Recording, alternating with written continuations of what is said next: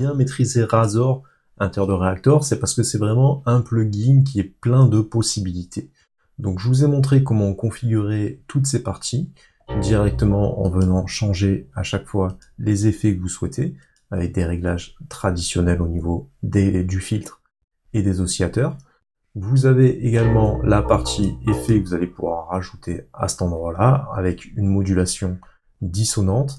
Donc on pourra avoir quelque chose qui se rapproche de bruits assez métalliques, avec un système de quantification et un pourcentage d'effet qu'on veut appliquer.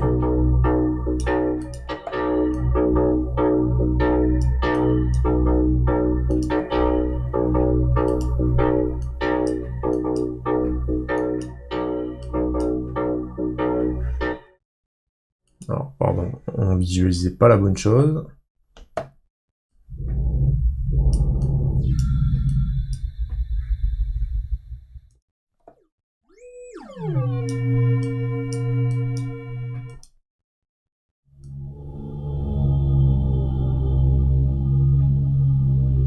Donc ce petit mode de modulation est vraiment très intéressant, venez vous inspirer de chaque réglage, vous allez voir que vous pouvez obtenir vraiment des choses détonnantes.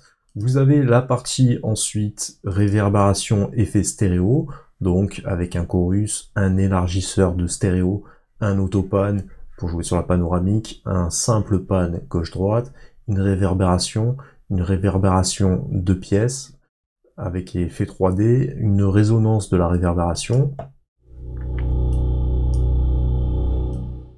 pourcentage de l'effet, la fréquence de courbure, la durée et un signal. Vous pouvez réinjecter une partie du signal avec l'effet. On a un effet assez aérien avec un réglage de vitesse, un minimum, un amount, c'est-à-dire le taux encore une fois de l'effet, et une amplitude maximum, ou bien l'unisson noise pour ajouter du bruit à l'intérieur. On a encore une fois toujours la partie analogique, enfin imitation analogique en dernier plan, qui peut permettre d'agir avec un compresseur qui va venir faire du clipping, donc un peu de saturation, quelque chose qui sera vraiment extrême en termes de limitation, un break wall par exemple, 100% de taux, une compression classique, une volonté de clipper un peu plus, un saturateur et quelque chose qui va venir rectifier l'ensemble. Donc sachez que vous avez également dans Razor, en plus de toutes les fenêtres qu'on est venu explorer jusqu'à maintenant, vous avez des enveloppes et des effets qui se trouvent en bas. Donc un choix sur l'amplitude de l'enveloppe du premier oscillateur, avec une fonction écho, réglage d'attaque, decay, sustain, release. Donc une attaque, le son percussif, une première durée, un relâchement, et release la capacité quand on va relâcher la note. Faire plus ou moins durer l'effet. Vous voyez que ça dure là, lorsque je joue différentes notes. On peut désactiver l'écho.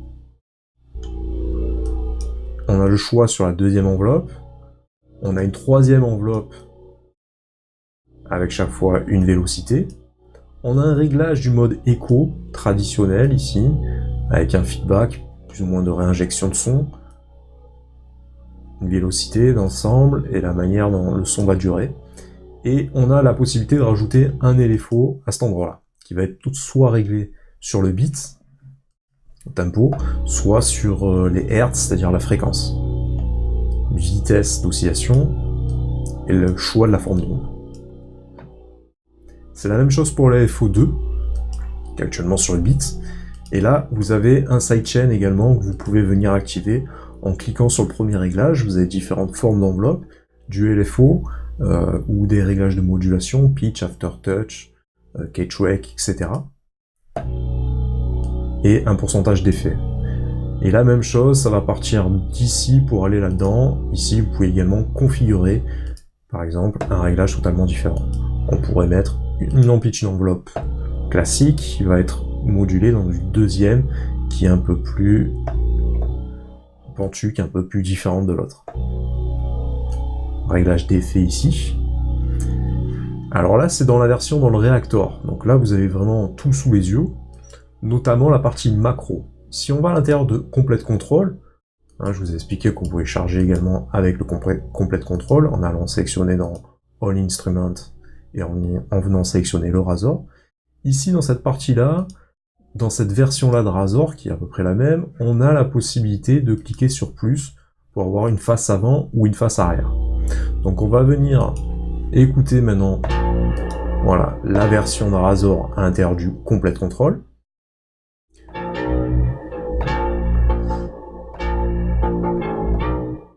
Et on va aller dans plus pour retourner à l'intérieur des macros. Donc, en plus de la visualisation, voilà, de l'oscilloscope, etc., toute cette visualisation-là, pardon, on a la partie macro qui est apparue. Donc si vous jouez sur les macros, voilà, si vous cliquez ici sur la macro, vous avez un visuel de chaque paramètre qui va être contrôlé par le macro contrôle. Donc là, on voit que à tous ces endroits-là, hop, il y a une modulation qui va être faite, notamment sur l'oscillateur 1. L'oscillateur 2, voilà, on va faire une modulation ici, vous voyez que ça modifie l'amplitude et le ratio. Pareil pour le filtre. Deuxième partie du filtre. Un premier effet. C'est le frequency shifter qui interagit. Une deuxième partie effet sur les reverbs et la compression. Et sur la modulation. Regardez bien les enveloppes tout en bas. Elles vont être toutes modulées par ce réglage-là. Et pareil, modulation 2, c'est au niveau des défauts que ça va se jouer. Vous voyez? Voilà, tout simplement. Donc retenez que vous pouvez assigner des contrôles aux macro-contrôles qui sont ici. Et pour ce faire, comment est-ce que je pourrais assigner n'importe quel réglage? Donc vous voyez qu'ici, il y a des modifications qui vont être faites. Ici, si je reclique sur macro-contrôle, sous chaque réglage, vous avez un réglage qui apparaît. Donc là, on voit qu'il n'y a rien qui est assigné parce qu'il y a un petit moins qui apparaît. Si je clique dessus, je peux assigner un nouveau réglage, une nouvelle modulation, par exemple LFO. Et si je retourne dans les macros maintenant,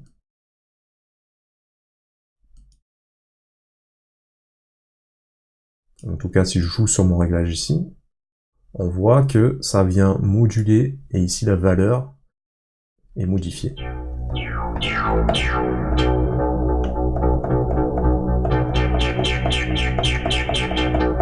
Et vous voyez à quel point ça agit vraiment sur le son.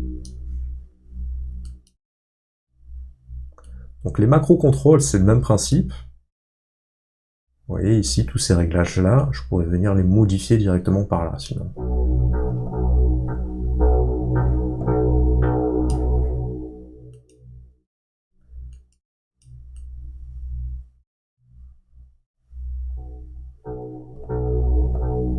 Donc j'ai des caractères inversés qui apparaissent au-delà de mon oscillation.